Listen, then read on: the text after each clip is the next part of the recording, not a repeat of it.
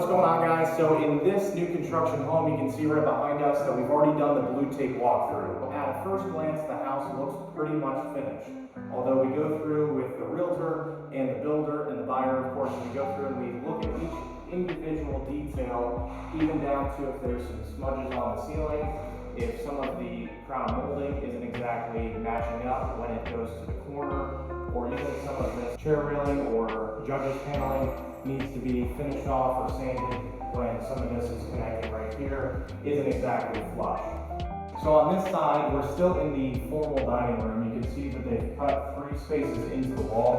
Chances are they forgot the outlet right here and the light switch, so they had to cut into the wall, add what was needed, and then they drywall back, and they're going to mud and paint and make sure that the finished product looks like it's supposed to. At the end of the day, you won't even know that they cut into that wall right there.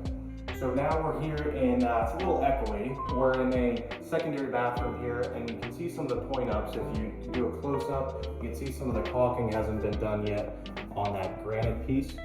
Also, there's no faucet yet. Additionally, there's not a toilet, so things are moving along yet, not yet to the point where we can move in, of course. As we move further into the house, you can see right here where there's a half bathroom. Not sure what happened here, but of course they're probably either going to repaint this entire door or replace it. And then in the half bathroom itself, again, we still don't have a toilet. The mirror's not hung yet, and there's quite a few paint imperfections that they're going to have to fix. Moving further into the house now, we're also looking at the stair treads. So they opted for the hardwoods as opposed to carpeting. With that, you get the painted front and the hardwoods that are stained to match the flooring throughout the house.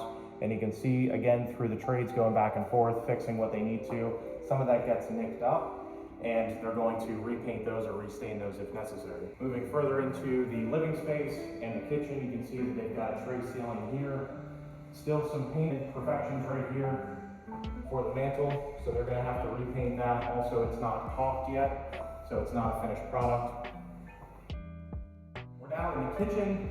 Cool feature that this buyer chose is having more storage underneath seating area, and it's got soft closed drawers.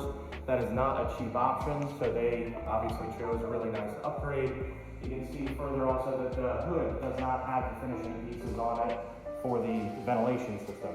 Another thing to look at, if you follow me over here, this side you've got the backsplash that meets the siding here and the countertop. This piece is caulked, so it looks finished. However, this side hasn't been done yet. Things to look for when you're doing your walkthrough.